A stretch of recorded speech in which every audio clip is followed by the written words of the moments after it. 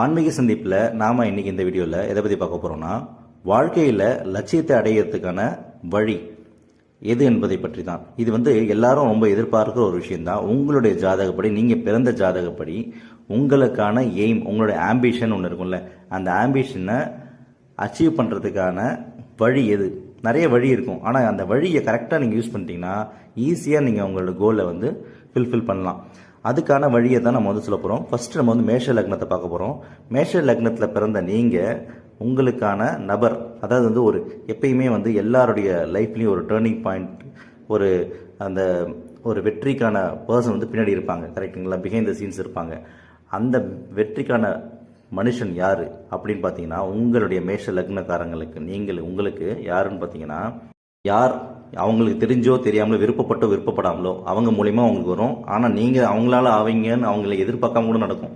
சரிங்களா? யாருன்னு பார்த்தீங்கன்னா, உங்களுடைய அண்ணன் அல்லது அக்கா உங்களுக்கு இருந்தாங்கன்னா அண்ணன் அக்கா, இல்லைன்னா அடுத்தது சொல்கிறேன் சித்தப்பா. சரிங்களா? மருமகன் மருமகள். சரிங்களா? அப்புறம் உங்களுக்கு ஒரு ஃப்ரெண்ட்ஸ் சர்க்கிள், அதாவது ரொம்ப க்ளோஸ் ஃப்ரெண்ட்ஸ் இல்லை, திடீர்னு சந்திக்கிற ஒரு நபர், ஃப்ரெண்டாக இருக்க இன்ட்ரோடியூஸ் ஆகிறவர், அவர் மூலயமாவும் நடக்கும். சரிங்களா? இவங்க மூலயமா உங்களுக்கு ஒரு கான்டாக்ட் கிடைக்கும்.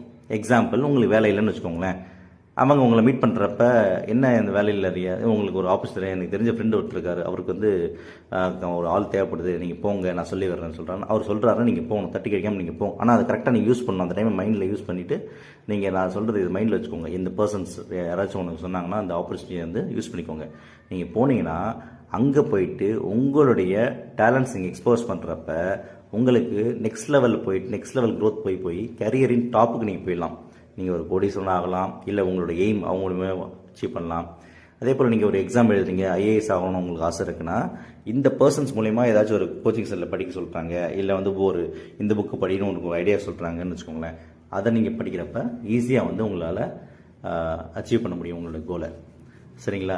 சரி, இத்தனை பேரை சொன்னல, இந்த நபர் எப்படி நீங்கள் கண்டுபிடிக்கலாம் அப்படின்னு பார்த்தீங்கன்னா, அவங்களுக்கு செவ்வாய் கர்மா கண்டிப்பாக இருக்கும்.